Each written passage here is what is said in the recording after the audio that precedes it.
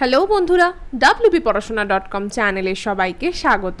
আজ আমরা অষ্টম শ্রেণীর বাংলার পাড়াগাঁর দুপোহর ভালোবাসি এই কবিতার একটি গুরুত্বপূর্ণ প্রশ্নের উত্তর তোমাদের সাথে আলোচনা করব। শুরুতেই জানিয়ে রাখি, wpporashona.com বাংলার প্রথম ডিজিটাল প্রশ্ন উত্তর সহায়িকা। পাঠ্য বিষয়ের বিভিন্ন প্রশ্নের উত্তর আলোচনা তোমরা যদি বিনামূল্যে পড়তে চাও তবে এখনই ভিজিট করো আমাদের ওয়েবসাইট wpporashona.com-এ। লিংক ডেসক্রিপশন বক্সে দেওয়া আছে। তোমরা যারা হোয়াটসঅ্যাপ ইউজ করো বা বাবা মায়েদের হোয়াটসঅ্যাপ রয়েছে তাদেরকে বলছি, চাইলে আমাদের হোয়াটসঅ্যাপ চ্যানেলেও জয়েন হয়ে যেতে পারো, তারও লিংক ডেসক্রিপশন বক্সে দেওয়া রয়েছে। আর এখনও আমাদের ইউটিউব চ্যানেলটাকে যদি সাবস্ক্রাইব করে না থাকো, প্লিজ সাবস্ক্রাইব করে পাশে থাকা বেল আইকনটা প্রেস করে দাও। তবে চলো শুরু করে দিই আজকের আলোচনা। প্রশ্ন, পাড়াগাঁর দুপোহর ভালোবাসি এই কবিতার সারাংশ আলোচনা করো। জীবনানন্দ দাশের বিখ্যাত কাব্যগ্রন্থ হচ্ছে রূপসী বাংলা। এই রূপসী বাংলা কাব্যগ্রন্থের অন্তর্গত পাড়াগাঁর দুপোহর ভালোবাসি এই যে অংশটা, এই কবিতাটাই হচ্ছে তোমাদের সিলেবাসে ইনক্লুডেড। তো এর মধ্যে কবি একটা অদ্ভুত চিত্র এঁকেছেন, যেন গ্রাম বাংলার এক অদ্ভুত, নিঝুম এবং বিষণ্ণ দুপুরের একটা ছবি যেন কবি এই কবিতার মাধ্যমে এঁকেছেন। কবি রোম্যান্টিক ও বাস্তববাদী নজরে গ্রামীণ দুপুরের যে শান্ত বা অলস রূপ দেখেছেন তাই কিন্তু এই কবিতার মূল বিষয়বস্তু। প্রথমে আমরা বিভিন্ন ভাগে এটাকে আলোচনা করব। প্রথম পাচ্ছি পাড়াগাঁর অলস দুপুরের সৌন্দর্য। মানে আমরা যেখানে সৌন্দর্য খুঁজতে দীঘার সি বিচ বা দার্জিলিংয়ের কোনো পাহাড়ের চূড়ায় পৌঁছাই, সেখানে কবি তার পাড়াগাঁর মধ্যেই, দুপুরবেলা শান্ত পাড়ার মধ্যেই যেন একটা অপূর্ব সৌন্দর্য লুকিয়ে রয়েছেন তা আমাদের সামনে তুলে ধরেছেন। কবিতার শুরুতেই কবি গ্রামীণ দুপুরের প্রতি তার গভীর ভালোবাসার কথা বলেছেন। শহরের কোলাহল থেকে দূরে গ্রাম বাংলার দুপুর এক অদ্ভুত, শান্ত ও উদাসীন রূপ ধারণ করে।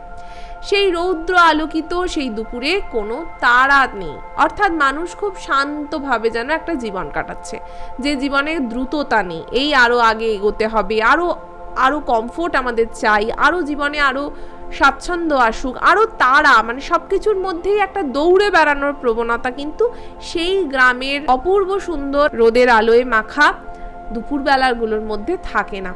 যেন একটা মায়াবী স্তব্ধতা রাজ করে, অর্থাৎ সব কিছু যেন থেমে গেছে। সুন্দরভাবে প্রকৃতি যেন একটা ফটোগ্রাফ তুলে আমাদের সামনে ধরেছে। এই অলস দুপুরে কবি প্রকৃতির অতি সাধারণ উপাদানগুলোর মধ্যেও যেন একটা অপূর্ব, অমলিন সৌন্দর্য খুঁজে পান। প্রকৃতির সজীব অথচ নিস্তব্ধ চিত্রকল্প। কি বলছেন কবি? এই নিঝুম দুপুরের আবহাওয়া বোঝাতে বেশ কিছু চমৎকার বা বাস্তব চিত্রকল্প ব্যবহার করেছেন। ফার্স্ট হচ্ছে রোদের গন্ধ।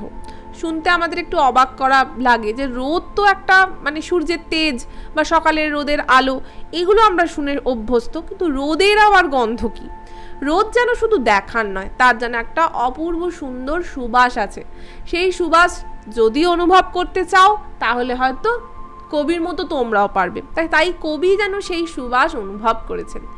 গাছপালা ও শঙ্খচিল, দুপুরে রোদের তপ্ত আঁচে ডানা মেলে উড়ে চলা শঙ্খচিল, বুনো চালতা গাছের শাখা, নদীর জলে ঝুঁকে থাকা, এই সব কিছুই যেন একটা শান্ত নির্জনতা সৃষ্টি করে। তাহলে এই সব কিছুর মধ্যেই যেন কবি বলবো না, প্রকৃতি যেন একটা ছবি এঁকেছেন। এই সুন্দর ছবি কবির চোখে ধরা পড়েছে। প্রকৃতির বিষণ্ণতা, এর মধ্যে আবার কবির প্রকৃতির দুঃখও খুঁজে পেয়েছেন। চালতা গাছের শাখাগুলো যখন জলের ওপর নুয়ে থাকে তখন কবির মনে হয় যেন প্রকৃতি কোনো এক গভীর এবং শান্ত বেদনায় মগ্ন হয়ে আছে। বাকি আলোচনা তো অবশ্যই করব, তার আগে তোমাদের সাথে অন্য একটা বিষয় শেয়ার করতে চাই। তোমরা ক্লাস 8-এ পড়ছো, তোমাদের পড়াশোনার চাপ বাড়ছে, ভূগোল, বিজ্ঞান, ইতিহাস অনেক মোটা মোটা সহায়িকা পড়তে হচ্ছে এবং তার চাপে তোমরা বুঝতে পারছো না কি পড়বে আর কি বাদ দেবে।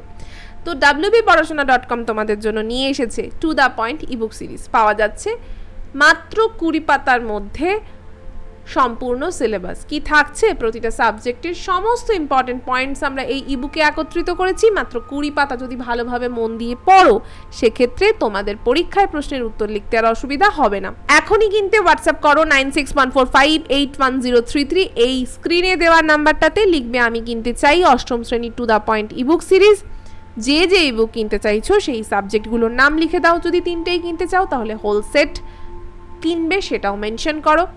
তোমাদের হোয়াটসঅ্যাপ পেলে আমাদের টিম রেসপন্ড করবে, পেমেন্ট পেজ পাঠানো হবে। সেখানে পেমেন্ট কমপ্লিট করার 24 ঘন্টার মধ্যে এই ইবুকগুলো আমরা তোমাদের হোয়াটসঅ্যাপে পাঠিয়ে দেবো।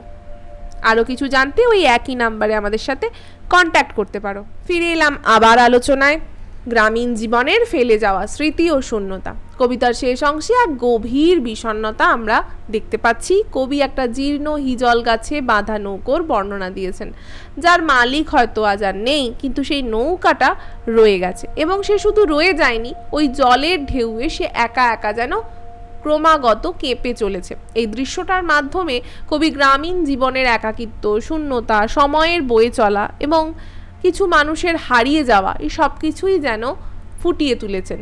তাই কবি বলছেন, মানুষ চলে যায় কিন্তু প্রকৃতি তার এই চিরন্তন শান্ত রূপ চিরকাল টিকিয়ে রাখে। আজকের আলোচনা তো এখানেই শেষ করছি। কেমন লাগলো আজকের পর্বটা আমাদের অবশ্যই কমেন্ট করে জানাবে। ভালো লাগলে লাইক আর শেয়ার করো। তোমরা যারা এই কবিতা সম্পর্কিত আরও প্রশ্ন উত্তর পড়তে চাও তারা এখনই ভিজিট করো wbporashona.com। এই ওয়েবসাইটে লিঙ্ক ডেসক্রিপশন বক্সে দেওয়া রয়েছে, আর এখন থেকে থাকছে ডেসক্রিপশন বক্সে আরও অনেক পর্বের লিঙ্ক, সেগুলোও চাইলে শুনে ফেলতে পারো। আজকের মতো এটুকুই, আবার ফিরে আসবো অন্য কোনো দিন অন্য কোনো পর্ব নিয়ে। ততক্ষণ টাটা।